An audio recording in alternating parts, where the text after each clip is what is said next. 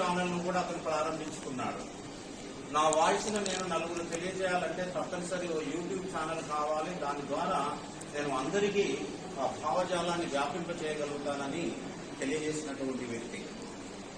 అయితే ప్రతి వ్యక్తికి చాలా కోరికలు ఉంటాయి, ఆశయాలు ఉంటాయి, కానీ కొందరు మాత్రమే సఫలీకృతులు అవుతారు. అది సఫలీకృతం చేసుకునేటువంటి ప్రయాణంలో తాను అర్థంతరంగా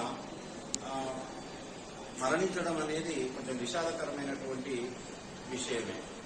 అయితే ఈ సందర్భంగా విశ్వవిద్యాలయ ఉద్యోగస్తులందరికీ కూడా మనం గమనించాల్సింది ఏంటంటే, ప్రభంజన్ యాదవ్ గారి యొక్క వ్యక్తిగత జీవితము మరియు పదవి విరమణ అనంతర జీవితాన్ని మనందరం బాగా తరచూ గమనిస్తూ ఉండాలి. ఇది నా వ్యక్తిగతమైనటువంటి కోరికగా చెప్తూ ఉన్నాను.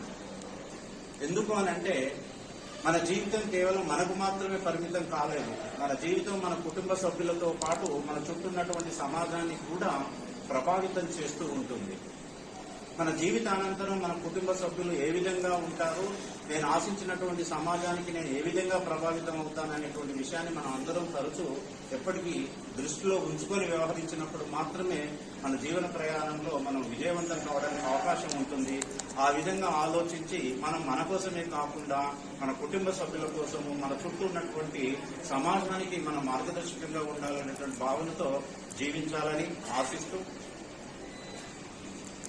అనుకోని సంఘటనగా ఎక్కువ కాలం జీవిస్తాడనుకున్నటువంటి సందర్భంలో తను చనిపోవడానికి 3 రోజుల ముందు కూడా వాట్సాప్ మెసేజ్లు పెట్టేసి తన కోరికలు చెప్పాడు.